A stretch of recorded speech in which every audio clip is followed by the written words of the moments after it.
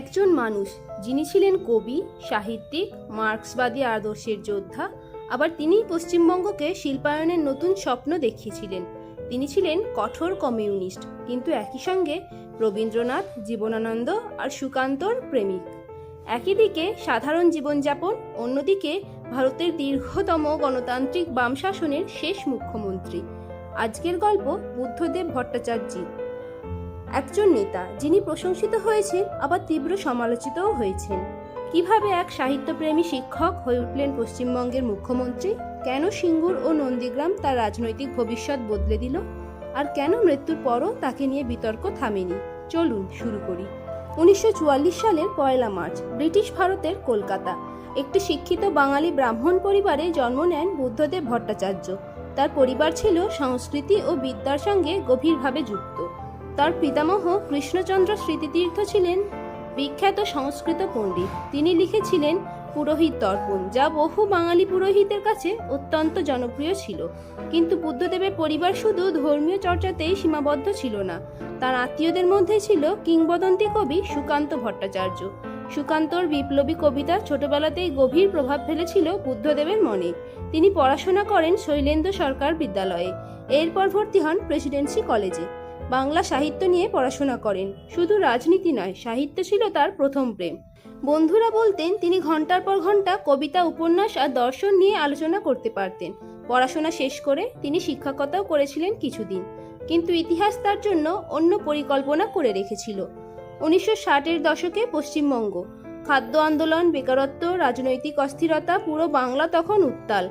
এই সময় তরুণ বুদ্ধদেব বামপন্থী রাজনীতির প্রতি আকৃষ্ট হন।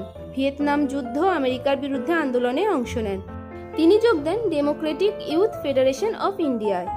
খুব দ্রুত তিনি সংগঠনে গুরুত্বপূর্ণ মুখ হয়ে ওঠেন। তার বক্তৃতা ছিল শান্ত কিন্তু তীক্ষ্ণ। তিনি চিৎকার করতেন না, কিন্তু তার যুক্তি মানুষকে প্রভাবিত করত। 1977 সাল পশ্চিমবঙ্গে বামফ্রন্ট ক্ষমতায় আসে। সেই বছর কাশীপুর কেন্দ্র থেকে প্রথমবার বিধায়ক নির্বাচিত হন বুদ্ধদেব ভট্টাচার্য। তখন থেকেই শুরু হয় তার দীর্ঘ রাজনৈতিক যাত্রা। পরবর্তীতে তিনি যাদবপুর কেন্দ্র থেকে টানা 5 বার জয়ী হন। ধীরে ধীরে তিনি হয়ে ওঠেন কমিউনিস্ট পার্টি অফ ইন্ডিয়ার অন্যতম গুরুত্বপূর্ণ মুখ। 1977 সালে তিনি তথ্য সংস্কৃতি দপ্তরের দায়িত্ব পান। এখানেই প্রথম দেখা যায় তার সাংস্কৃতিক মনন। তিনি বাংলা সিনেমা, থিয়েটার ও সাহিত্যকে নতুনভাবে উৎসাহ দেন। অনেকেই বলেন বুদ্ধদেব ছিলেন এমন একজন কমিউনিস্ট নেতা যিনি শিল্প ও সংস্কৃতিকে সত্যিই ভালোবেসেছিলেন।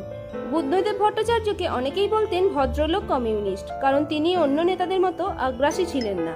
তার জীবনযাপনও ছিল অত্যন্ত সাধারণ। মুখ্যমন্ত্রী হওয়ার পরও তিনি কলকাতার পাম অ্যাভিনিউয়ের ছোট ফ্ল্যাটেই থাকতেন। কোনো বিলাসিতা ছিল না, না ছিল বিশাল বাড়ি, না ছিল বড় কনভয়। এই সরল জীবনযাপনই তাকে সাধারণ মানুষের কাছে আলাদা মর্যাদা দিয়েছিল। 2000 সাল, দীর্ঘ 23 বছর মুখ্যমন্ত্রী থাকার পর জ্যোতি বসু পদ ছাড়েন। তার উত্তরসূরি হিসাবে বেছে নেওয়া হয় বুদ্ধদেব ভট্টাচার্যকে। 6 নভেম্বর 2000 সালে তিনি পশ্চিমবঙ্গের মুখ্যমন্ত্রী হিসাবে শপথ নেন। তখন বাংলার অর্থনীতি ধীরে ধীরে পিছিয়ে পড়ছিল।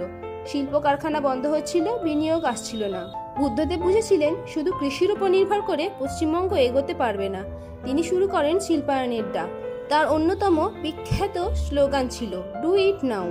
তিনি প্রশাসনকে দ্রুত কাজ করতে বলেন। তথ্য প্রযুক্তি, শিল্প, অবকাঠামো সব ক্ষেত্রেই তিনি পরিবর্তন আনতে চেয়েছিলেন। কলকাতার আইটি সেক্টরের বিকাশে তার ভূমিকা গুরুত্বপূর্ণ ছিল। অনেক বড় কোম্পানিকে পশ্চিমবঙ্গে আনার চেষ্টা করেন। এমনকি অনেক শিল্পপতিও বলেছিলেন বুদ্ধদেব ছিলেন ব্যবসা বান্ধব কমিউনিস্ট। 2006 সাল টাটা মোটরস ঘোষণা করে তারা বিশ্বের সবচেয়ে সস্তা গাড়ি ন্যানো তৈরি করবে। কারখানার জন্য বেছে নেওয়া হয় সিঙ্গুর। এটি ছিল বুদ্ধদেব সরকারের ড্রিম প্রজেক্ট। তিনি বিশ্বাস করতেন এই প্রকল্প পশ্চিমবঙ্গে নতুন শিল্প বিপ্লব আনবে। কারখানার জন্য কৃষি জমি অধিগ্রহণ করা হচ্ছিল। অভিযোগ ওঠে অনেক কৃষক জোর করে জমি হারিয়েছেন। বিরোধিতার নামে অল ইন্ডিয়া তৃণমূল কংগ্রেস, নেতৃত্বে ছিলেন মমতা ব্যানার্জি। সিঙ্গুর আন্দোলন দ্রুত জন আন্দোলনে পরিণত হয়। রাস্তা অবরোধ, অনশন, বিক্ষোভ, পরিস্থিতি ক্রমশ উত্তপ্ত হয়ে ওঠে। শেষ পর্যন্ত টাটা মোটরস পশ্চিমবঙ্গ ছেড়ে গুজরাটে চলে যায়। বুদ্ধদেবের শিল্পায়নের স্বপ্নে বড় ধাক্কা খায়।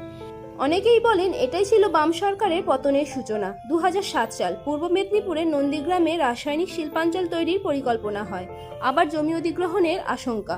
গ্রামবাসী প্রতিবাদে ফেটে পড়েন। পরিস্থিতি দ্রুত সংঘর্ষের রূপ নেয়। 14 মার্চ 2007 এই দিনটি পশ্চিমবঙ্গের রাজনৈতিক ইতিহাসে সবচেয়ে বিতর্কিত দিনগুলির একটি। পুলিশ নন্দীগ্রামে প্রবেশ করে, গুলি চলে, অনেক মানুষের মৃত্যু হয়, সারা দেশ স্তব্ধ হয়ে যায়। বুদ্ধদেব সরকার বিরুদ্ধে অভিযোগ ওঠে, প্রতিবাদ দমনে অতিরিক্ত বল প্রয়োগ করা হয়েছে। এমনকি জ্যোতি বসুও প্রকাশ্যে অসন্তোষ প্রকাশ করেন। বামফ্রন্টের শরিক দলগুলিও ক্ষুব্ধ হয়। বুদ্ধদেব পরে দুঃখ প্রকাশ করেছিলেন, কিন্তু ততদিনে মানুষের এক বড় অংশের আস্থা নষ্ট হয়ে গিয়েছিল। 2011 সালের বিধানসভা নির্বাচন, 34 বছরের বাম শাসনের ভবিষ্যৎ নির্ধারণের লড়াই। একদিকে বুদ্ধদেব ভট্টাচার্য, অন্যদিকে মমতা ব্যানার্জি। ফলাফল ইতিহাস বদলে দেয়, বামফ্রন্ট হেরে যায়। 34 বছরের শাসনের অবসান হয়। বুদ্ধদেব নিজেও যাদবপুর কেন্দ্র থেকে পরাজিত হন। এক যুগের সমাপ্তি ঘটে। পরাজয়ের পর ধীরে ধীরে তিনি জনজীবন থেকে দূরে সরে যান। শারীরিক সমস্যাও বাড়তে থাকে। তিনি খুব কমই প্রকাশ্যে আসতেন, তবুও অনেক মানুষ তাকে শ্রদ্ধা করতেন তার সততা ও সরলতার জন্য। রাজনীতিতে দুর্নীতির অভিযোগ প্রায় কখনো তার বিরুদ্ধে ওঠেনি। 2022 সালে ভারত সরকার তাকে পদ্মভূষণ দেওয়ার ঘোষণা করেন, কিন্তু তিনি তা গ্রহণ করেননি। তার দল জানায় আদর্শগত কারণেই তারা রাষ্ট্রের এই ধরনের সম্মান গ্রহণ করেন না। এই ঘটনাও তাকে আবার আলোচনায় নিয়ে আসে। 2024 সালের 8ই আগস্ট কলকাতার পাম এভিনিউয়ের বাড়িতেই শেষ নিঃশ্বাস ত্যাগ করেন বুদ্ধদেব ভট্টাচার্য। তার বয়স হয়েছিল 80 বছর। দীর্ঘদিন ধরে শ্বাসকষ্টজনিত রোগে ভুগছিলেন। তার মৃত্যুতে রাজনৈতিক মতভেদ ভুলে বহু মানুষ শ্রদ্ধা জানান, কারণ তিনি শুধু একজন রাজনীতিবিদ ছিলেন না, তিনি ছিলেন বাংলার রাজনৈতিক ইতিহাসের এক যুগ। আজও প্রশ্ন ওঠে, বুদ্ধদেব ভট্টাচার্য কি ভুল করেছিলেন? তিনি কি সময়ের থেকে এগিয়ে এসেছিলেন, নাকি শিল্পায়নের তাড়নায় মানুষের আবেগ বুঝতে ব্যর্থ হয়েছিলেন? তার সমর্থকরা বলেন তিনি ছিলেন সৎ, তিনি পশ্চিমবঙ্গকে আধুনিক করতে চেয়েছিলেন। তিনি বুঝেছিলেন যে শিল্প ছাড়া কর্মসংস্থান সম্ভব নয়। অনেকের মতে যদি সিঙ্গুর সফল হতো তাহলে পশ্চিমবঙ্গের অর্থনীতি আজ অন্য জায়গায় থাকতে পারত। অন্যদিকে সমালোচকরা বলেন তিনি মানুষের জমি ও আবেগকে গুরুত্ব দেননি। নন্দীগ্রামের ঘটনা কখনো ক্ষমা করা যায় না। তার সরকার প্রশাসনিক কড়াকড়ি বামপন্থার মানবিক মুখকে ক্ষতিগ্রস্ত করেছিল। বুদ্ধদেব ভট্টাচার্য একজন মানুষ যিনি একই সঙ্গে ছিলেন কবি ও প্রশাসক, স্বপ্নদ্রষ্টা ও বিতর্কিত নেতা, সৎ রাজনীতিবিদ কিন্তু কঠিন সিদ্ধান্তের নির্মম মুখ। তিনি হয়তো আর নেই, কিন্তু সিঙ্গুর, নন্দীগ্রাম, শিল্পায়ন, বাম রাজনীতি এইসব আলোচনায় তার নাম বারবার ফিরে আসবে। কারণ ইতিহাস কখনো শুধু সাদা কালো নয়, আর বুদ্ধদেব ভট্টাচার্যও ছিলেন না। ভিডিও ভালো লাগলে লাইক করুন, শেয়ার করুন আর সাবস্ক্রাইব করতে ভুলবেন না। কমেন্টে জানান আপনার চোখে বুদ্ধদেব ভট্টাচার্য কেমন নেতা ছিলেন।